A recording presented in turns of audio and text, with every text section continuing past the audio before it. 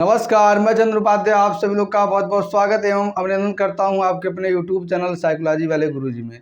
तो आज के इस क्लास में हम MA 4 सेमेस्टर पेपर फर्स्ट जिसका नाम है अप्लाइड सोशल साइकोलॉजी, उसके अंतर्गत यूनिट फर्स्ट के पहले टॉपिक के बारे में बात करने वाले हैं। और उस टॉपिक का नाम है सामाजिक मनोविज्ञान में पारंपरिक और नवीनतम प्रवृत्तियाँ क्या होती है। अगर इंग्लिश में बात करें तो आपका टॉपिक है traditional and recent trends in social psychology.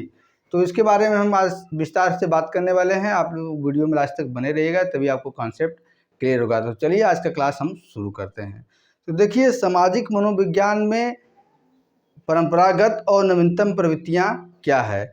जब सामाजिक मनोविज्ञान का आविर्भाव हुआ था तो उस समय सामाजिक मनोविज्ञान की विषय वस्तु क्या थी, और जैसे जैसे सामाजिक मनोविज्ञान में नए नए रिसर्च हुए, नए नए सिद्धांतों का निर्माण हुआ, नए नए क्षेत्रों का निर्माण हुआ, तो वैसे वैसे क्या है उसमें कुछ नई नई प्रवृत्तियां भी जुड़ती गई। तो उसी के बारे में हम बात करेंगे। हम बात करेंगे कि पहले जो सामाजिक मनोविज्ञान की विषय वस्तु थी वो क्या थी, और वर्तमान समय में जो सामाजिक मनोविज्ञान में नए नए क्षेत्र शामिल हो रहे हैं वो क्या है।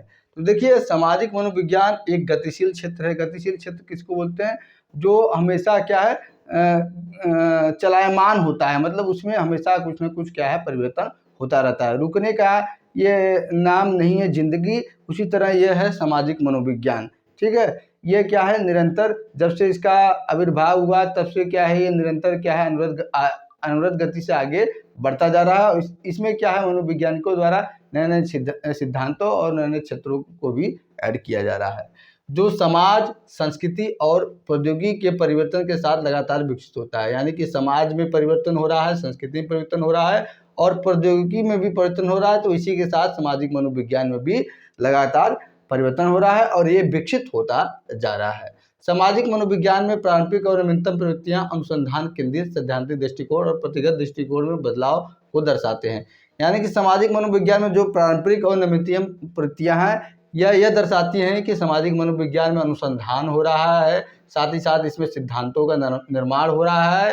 ठीक है, और इसकी जो पद्धति है उसमें भी बदलाव हो रहा है। इस बात को ये क्या है इंगित करती हैं। यहाँ पे कुछ पारंपरिक प्रवृत्तियां हैं उनके बारे में बात करेंगे और कुछ क्या नवीनतम प्रवृत्तियां उनके बारे में हम बात करने वाले हैं। सबसे पहले हम बात करेंगे कि पारंपरिक प्रवृत्तियां क्या थी, यानी कि ट्रेडिशनल ट्रेंड क्या थी। यानी कि जब सामाजिक मनोविज्ञान का आविर्भाव हुआ था तो उस समय सामाजिक मनोविज्ञान में क्या क्या पढ़ाया जाता था या उसकी अध्ययन की विषय वस्तु क्या क्या थी। तो सबसे पहला है सोशल इन्फ्लुएंस, यानी कि सामाजिक प्रभाव।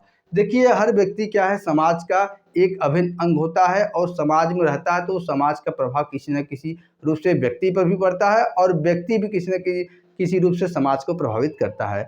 तो सामाजिक मनोविज्ञान में इसी बात का अध्ययन किया जाता है कि व्यक्ति का समाज पे क्या प्रभाव पड़ता है और व्यक्ति किस तरह से समाज को प्रभावित करता है। इस बात का अध्ययन भी क्या है सामाजिक मनोविज्ञान में पारंपरिक दृष्टिकोण के अंतर्गत किया जाता था। दूसरा, एटीट्यूड्स एंड एटीट्यूड चेंजेस। सामाजिक मनोविज्ञान में मनोवृत्ति परिवर्तन या मनोवृत्ति एक महत्वपूर्ण कॉन्सेप्ट है। मनोवृत्ति से मतलब होता है व्यक्ति की मानसिक स्थिति। तो व्यक्ति की मानसिक स्थिति क्या होती है, यानी कि मनोवृत्ति क्या होता है, उसमें किस तरह से चेंजेज आते हैं, किस तरह से बदलाव आते हैं, ये पारंपरिक प्रवृत्तियों के अंतर्गत आते हैं। तीसरा है ग्रुप डायनामिक्स, यानी कि समूह गतिकी। देखिए, व्यक्ति जिस तरह से समाज का एक अभिन्न अंग होता है, ठीक उसी तरह से व्यक्ति क्या है किसी न किसी समूह से भी जुड़ा होता है। तो वो समूह क्या होता है, वो रुकता नहीं है, समूह क्या है वो गतिशील रहता है। तो समूह कितने प्रकार के होते हैं और उस समूह का क्या है व्यक्ति पर क्या प्रभाव पड़ता है और व्यक्ति किस तरह से समूह को प्रभावित करता है, इस बात का अध्ययन भी क्या है पारंपरिक प्रवृत्तियों के अंतर्गत किया जाता था।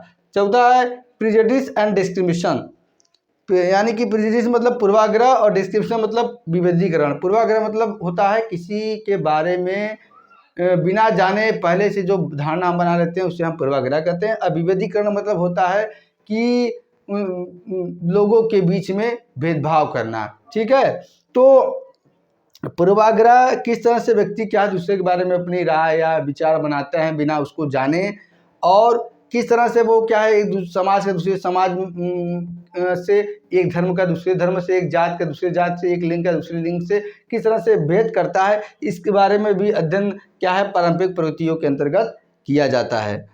5वां है सोशल कॉग्निशन, जिसको हम सामाजिक संज्ञान कहते हैं। व्यक्ति समाज में है तो उसका संज्ञान किस तरह से डेवलप होता है समाज के प्रति, और किस तरह से समाज व्यक्ति को संज्ञान को प्रभावित करता है, इस बात का भी अध्ययन क्या है, सामाजिक संज्ञान के अंतर्गत किया जाता है, और ये पारंपरिक प्रवृत्तियों के अंतर्गत आती है। तो पारंपरिक प्रवृत्तियों में 5 ऐसे पॉइंट हमने आपको बताए हैं, 5 हेडिंग कर लीजिए, जो क्या है जब सामाजिक मनोविज्ञान का विकास हुआ तब से क्या है, ये जो है 5 मुख्य जो विषय वस्तु है या कॉन्सेप्ट है वो सामाजिक मनोविज्ञान की विषय वस्तु थी।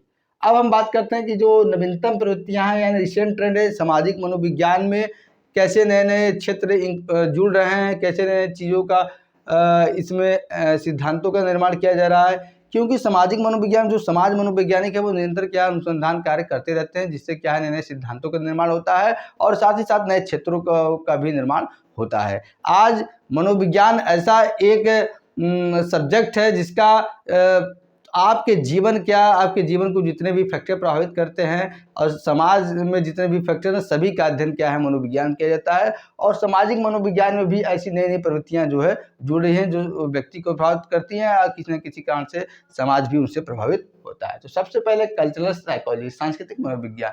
देखिए, व्यक्ति जिस समाज में रहता है उसकी एक संस्कृति होती है, ठीक है। तो संस्कृति का प्रभाव व्यक्ति पर क्या पड़ता है और संस्कृति किस तरह से व्यक्ति के व्यक्तित्व का निर्माण करता है, संस्कृति के जो मानक मूल रीति रिवाज है वो किस तरह से व्यक्ति के व्यवहार को डिसाइड करते हैं, इस सभी का अध्ययन करने के लिए क्या है सामाजिक मनोविज्ञान में एक उपक्षेत्र जोड़ा गया है जिसको हम सांस्कृतिक मनोविज्ञान या कल्चरल साइकोलॉजी बोलते हैं। दूसरा सोशल न्यूरोसाइंस। सोशल न्यूरोसाइंस इसलिए जोड़ा गया है क्योंकि व्यक्ति के जो न्यूरो से संबंधित चीज़ें हैं जैसे मस्तिष्क है, सुषुम्ना है, न्यूरॉन्स है और भी कई चीज़ें हैं, ये व्यक्ति के सामाजिक व्यवहार को किस तरह से प्रभावित करते हैं, इस बात का अध्ययन करने के लिए सामाजिक न्यूरोसाइंस नामक एक नया क्षेत्र इसमें जुड़ा गया। फिर तीसरा डिजिटल एंड ऑनलाइन बिहेवियर। देखिए, आज जो है डिजिटल का युग है, हर व्यक्ति क्या है अपना सबसे ज़्यादा टाइम क्या है डिजिटली ही स्पेंड करता है सोशल मीडिया पे, मतलब कि वो सोशल मीडिया पे ज़्यादा एक्टिव रहता है, डिजिटल ज़्यादा वो रहता है, ठीक है। तो वो जो डिजिटल रहता है तो वो भी उसके व्यवहार को डिसाइड करने में बहुत ही महत्वपूर्ण भूमिका निभाता है। तो व्यक्ति के व्यवहार पर उसका जो डिजिटली वो एक्टिव रह रहा है या जो सोशल मीडिया का प्रयोग कर रहा है वो क्या प्रभाव डालता है, इस बात का अध्ययन करने के लिए एक नई प्रवृत्ति जोड़ी गई सामाजिक मनोविज्ञान में, वो कौन, डिजिटल और ऑनलाइन। चौथा सोशल आइडेंटिटी एंड इंटरसेक्शनलिटी, यह सामाजिक पहचान और अंतर्विभागीयता। सामाजिक पहचान क्या है, देखिए व्यक्ति जिस भी समाज में रहता है वो चाहता है कि उस समाज में हमारा पहचान हो। पहचान कैसे होता है, व्यक्ति कुछ अलग करता है या व्यक्ति कुछ उपलब्धि होती है या ये हर व्यक्ति के लिए अलग अलग प्रकार से हो सकती है। वो चाहता है कि समाज में हो, समाज में हमारा रुतबा हो, पहचान हो, 4 लोग हमको जाने, ठीक है।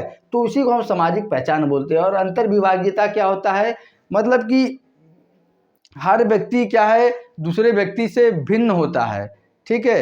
यानी कहने का ये तात्पर्य है कि आज के समाज में उच्च और निम्न ये क्या है एक अंतर्विभाग बन गया है। उच्च हर व्यक्ति क्या चाहता है कि हम समाज में हमारा नाम ऊंचा रहे, समाज में हम क्या है हमें सब लोग सम्मान की दृष्टि से देखें। तो इस सभी का अध्ययन करने के लिए सामाजिक मनोविज्ञान में एक नई प्रवृत्ति, एक नया ट्रेंड आया, सोशल आइडेंटिटी एंड इंटरसेक्शनलिटी। फिर अप्लाइड एंड इंटरनेशनल रिसर्च। देखिए, हर कोई भी विषय हो अगर उसमें रिसर्च नहीं किया जाएगा, उसमें अनुसंधान नहीं किया जाएगा तो विषय आगे बढ़ ही नहीं सकता, उसको गतिशील विषय हम कह ही नहीं सकते। तो जैसा कि आप जानते हैं कि आप अनुपयुक्त समाज मनोविज्ञान पढ़ रहे हैं, तो इसमें भी जो सामाजिक मनोवैज्ञानिक हैं वो समय समय पे सिद्धांतों का निर्माण करते हैं, सिद्धांतों का परख करते हैं और साथ ही साथ जो भी सोशल प्रॉब्लम उसे सॉल्व करने के लिए वो नई नई नीतियाँ या नियम बताते हैं। फिर आ गया शिक्षा के समाज मनोविज्ञान। शिक्षा का समाज पे क्या पड़ता है, देखिए शिक्षा ऐसा संप्रत्यय है जो एक समाज को, एक व्यक्ति के व्यवहार को, व्यक्तित्व को बहुत ज़्यादा प्रभावित करता है। तो शिक्षा का समाज पे क्या प्रभाव पड़ता है और शिक्षा का व्यक्ति पे क्या प्रभाव पड़ता है, इन सभी का अध्ययन करने के लिए शिक्षा का समाज मनोविज्ञान नाम का एक नया ट्रेंड सामाजिक मनोविज्ञान में जोड़ा गया। फिर है स्वास्थ्य एवं बीमारी का समाज मनोविज्ञान। देखिए स्वास्थ्य और बीमारी व्यक्ति के केवल शारीरिक पहलू को ही नहीं बल्कि मानसिक पहलू को भी एकदम कमजोर कर देते हैं। तो उन सभी का अध्ययन करने के लिए स्वास्थ्य एवं बीमारी का समाज मनोविज्ञान बना गया। खेल कूद एवं क्रीड़ा का मनोविज्ञान, मतलब कि जो खेल कूद किया जाता है या जो स्पोर्ट एक्टिविटी है वो किस तरह से व्यक्ति के सामाजिक पहलुओं को प्रभावित करती है, किस तरह से समाज में उसका नाम होता है खेलकूद के माध्यम से, इन सभी का अध्ययन करने के लिए खेलकूद एवं क्रीड़ा का समाज मनोविज्ञान बनाया गया। और लास्ट है राजनीति का मनोविज्ञान। देखिए आज आप अगर इंडिया में देखें तो हर व्यक्ति क्या है, अपने आप नेता बनना चाहता है, हर व्यक्ति राजनीति में जाना चाहता है, क्योंकि राजनीति में जो व्यक्ति होता है उसका क्या है, बहुत ही ज़्यादा सम्मान होता है, दबदबा होता है, ये सभी चीज़ें इसमें होती है। तो इस सभी चीज़ों का अध्ययन करने के लिए एक अलग से उपक्षेत्र जोड़ा गया राजनीतिक मनोविज्ञान। एक लास्ट है पर्यावरणीय मनोविज्ञान। पर्यावरण व्यक्ति के व्यवहार को कैसे प्रभावित करता है और पर्यावरण से व्यक्ति किस तरह से प्रभावित होता है, इन सभी का अध्ययन करने के लिए पर्यावरणीय मनोविज्ञान नाम का एक नया संप्रत्यय जोड़ा गया। तो चलिए आज का क्लास यहीं तक, मिलते हैं अपने नेक्स्ट क्लास में किसी अन्य टॉपिक के साथ। अगर आपको वीडियो पसंद आए तो वीडियो को लाइक कर दें और चैनल को सब्सक्राइब करें और ज़्यादा शेयर करें अपने उन मित्रों के साथ जो IMA 4th सेमेस्टर के छात्र हैं।